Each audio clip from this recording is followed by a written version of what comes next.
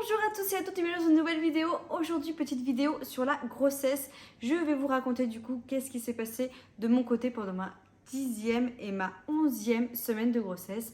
On arrive bientôt au bout du coup de ces petites vidéos parce qu'après du coup il restera la 12e et la 13e semaine de grossesse et après du coup le premier trimestre est clôturé. Je vous ai déjà fait cette petite vidéo sur mon premier trimestre et puis après du coup j'essaierai de vous faire un résumé de mon 6e mois de grossesse.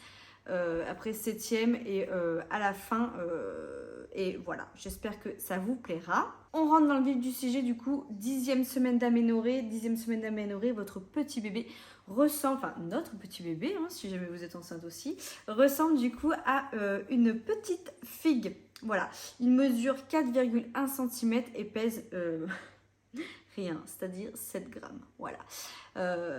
C'est un petit bébé du coup qui a bien grandi et qui a des formes vraiment de bébé. C'est-à-dire que là, il a une tête, enfin, il a vraiment l'aspect d'un bébé, mais au lieu qu'il soit comme ça, il est comme ça, quoi, hein. Donc, vous voyez, c'est vraiment un tout petit bébé, mais qui a vraiment tous ses doigts du coup sont plus palmés, vous voyez, c'est bien séparé et on pourrait même sentir, si on devrait lui attraper la main, du coup ces petits ongles qui sont en train de se former.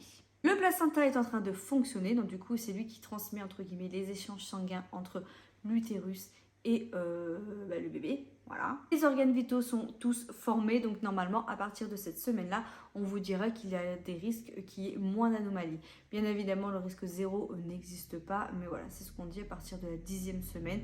Il y a moins de... Monsieur, quand même, il y a moins de risque d'anomalie. Voilà. Du coup, qu'est-ce qui s'est passé pour moi pendant cette 10e semaine d'aménorrhée?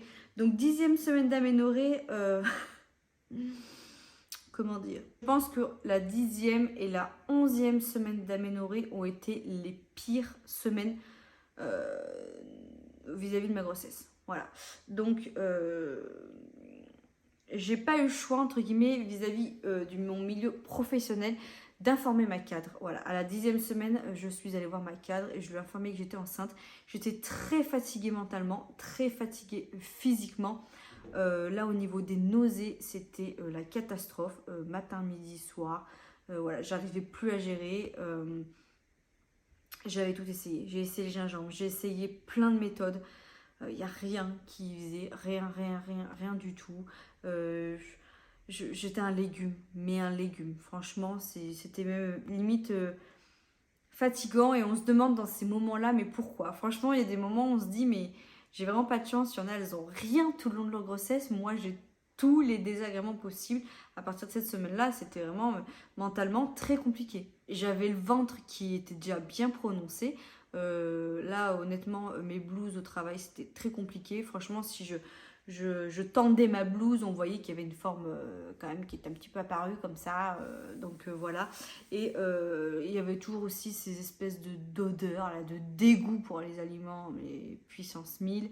Là, c'est-à-dire que je ne pouvais même plus changer les couches de ma fille parce que du coup, l'odeur du caca, non, voilà, ça me donnait du coup la nausée. Voilà, je changeais plus de couche. Voilà, le caca, c'était plus pour moi à partir de ce moment-là. Et en plus de ça, du coup, outre l'aspect du coup où les odeurs, j'avais du mal. Les aliments, on a l'impression que franchement, tout vraiment change, c'est fou ces hormones. Je suis une dingue de pizza. Voilà, j'adore le fromage. Moi, la pizza, si elle pouvait être en mode douce fromage, je serais la plus heureuse du monde. Mais voilà, j'adore le fromage et le bleu. On est des dingues de bleu à la maison. Mais alors là, je ne supportais pas l'odeur du bleu. C'est-à-dire qu'on faisait fondre du bleu dans du micro-ondes sur de la pizza ou n'importe où. Je le sentais et ça me donnait envie de vomir. Mais puissance 1000. Et alors le goût encore pire. Je ne pouvais plus manger de bleu et je ne pouvais plus sentir l'odeur du bleu. Alors qu'en temps normal, mais c'est l'un de mes fromages préférés. Le bleu, j'en mangerais à toutes les sauces. Je vous rassure. Actuellement, je suis enceinte de... Je vais attaquer mon 7e mois de grossesse. Je recommence à manger du bleu, mais du bleu tranquille, hein, genre gorgonzola avec un peu de crème, ce genre de choses. Le bleu d'Auvergne, il y a un peu de mal. Ou alors du Saint-Agur, là, vous voyez sur la petite tartine. Là. Oh là là là là, ça. C'est vrai que je vous rassure parce que quand on regarde des vidéos comme ça et qu'on est dans cet état-là, on se dit mais ça va s'arrêter quand? Et normalement, ils le disent bien, hein, vous clôturez votre premier trimestre ça se termine mais radicalement. Alors il y a certaines choses où vous serez encore sensible, mais tout ce qui est nausée et tout, accrochez-vous si vous êtes à ce stade-là. Je vous jure, ça va s'arrêter, ça va s'arrêter. Enfin, j'espère. Hein.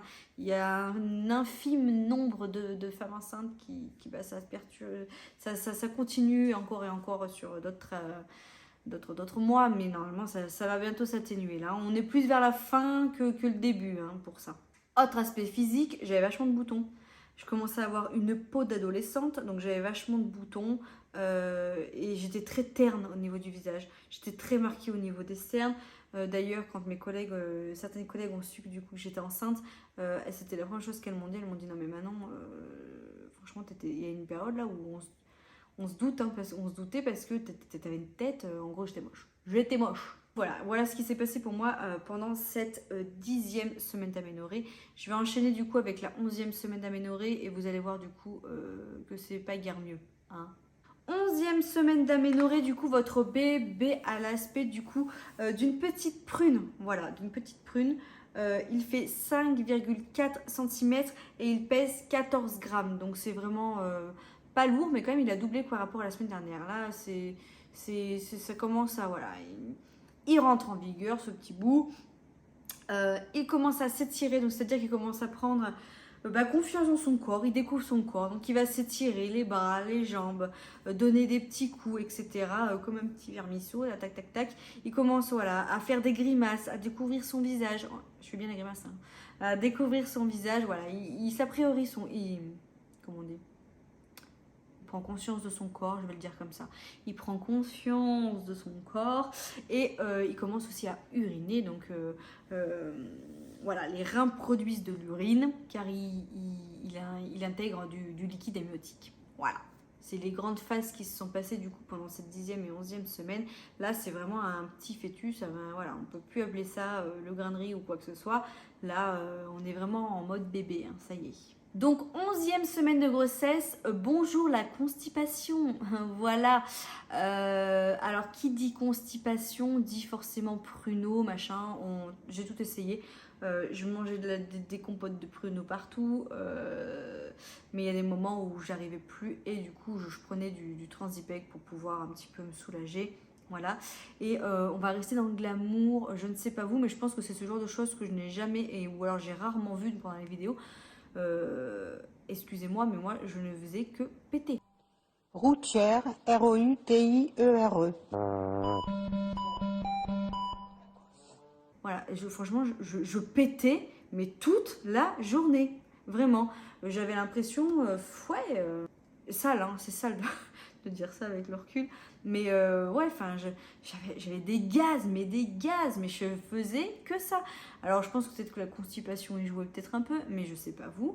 J'en ai quand même parlé à mes collègues les plus proches, et j'ai une de mes collègues, c'est pareil, elle me disait, non, moi c'est pareil, quand je suis enceinte de mes fils, je dégainais, quoi. Et moi, là, c'était un scandale. Mon homme me supportait plus, quoi. Il me dit, non, mais il me dit, franchement, c'est un... Alors, moi, nous, on n'est pas pudique pour ça. Hein. Il y en a qui sont pudiques vis-à-vis de leur conjoint, etc. Moi, pas du tout. Puis là, franchement, je ne me retenais pas avec la constipation et tout. C'était hors de question que je retienne des gaz, hein, je vous le dis. Hein. Là, on se lâchait, quoi. Hein. Du coup, comme je vous disais, voilà, j'en ai informé aussi mes collègues. 10e semaine, ma cadre a été la première au courant. Et après, à partir de la 11e semaine, j'ai commencé à le dire à mes collègues les plus proches. J'ai fait une vidéo à ce sujet-là. Regardez la suggestion. Mais bon, bref, voilà, j'ai annoncé à mes collègues. Mais voilà, j'étais très fatiguée physiquement, je tenais plus. Je commençais à avoir des grosses douleurs dorsales, puissance 1000. Et puis comme je vous disais, mon ventre est apparu très vite. Donc j'ai tout de suite repris un petit peu la cambrure. Et voilà, je fais un métier très physique, donc c'était quand même très compliqué. Les nausées étaient toujours présentes. J'ai commencé à prendre un espèce de traitement à base d'homéopathie parce que j'arrivais plus à gérer. Mais par contre, ce qui était fou, c'est que ça ne m'a pas empêché de perdre du poids. Prendre du poids. Oui, y en a qui vont rien prendre parce que du coup elles vomissent, machin et tout. Moi le souci c'est que, je vomissais, machin et tout, mais par contre j'allais là où le frigo me disait d'aller. C'est-à-dire que du coup je mangeais ce que j'avais envie de manger à ce moment-là. Si à 4 heures j'avais envie de pâté, je mangeais du pâté. Si j'avais envie de cornichon, je mangeais du cornichon.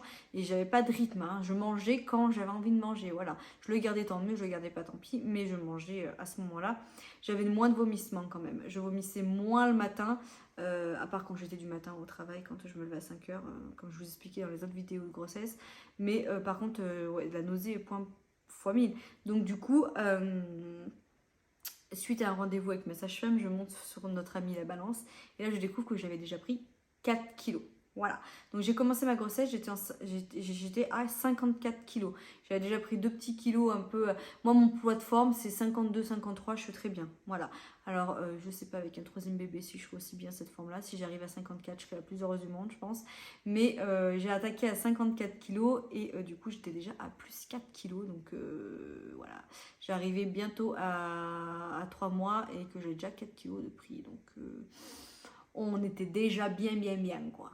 Mais bon, bref, dans cette semaine-là, entre la 10e et la 11e semaine, la phrase c'était vraiment et ça continue encore et encore, c'est que le début, d'accord. Voilà, c'était vraiment. Je ne peux pas trop le chanter parce que je n'ai pas envie d'avoir des droits d'auteur, mais vous voyez ce que je veux dire. J'avais l'impression que je n'allais jamais voir le bout de ce tunnel. Voilà. Bref, je vous invite à vous abonner et à continuer ou liker cette vidéo si ça vous a plu et continuer de voir du coup la suite des aventures. Vous allez voir que ça va se calmer et que du coup à la 12e et la 13e semaine, il y a cette fameuse échographie qu'on attend tous du premier trimestre. Et voilà, je vous fais plein de gros bisous. J'espère que vous avez passé un bon moment en regardant cette vidéo. Et puis je vous dis à tout bientôt dans une autre vidéo. Allez, ciao!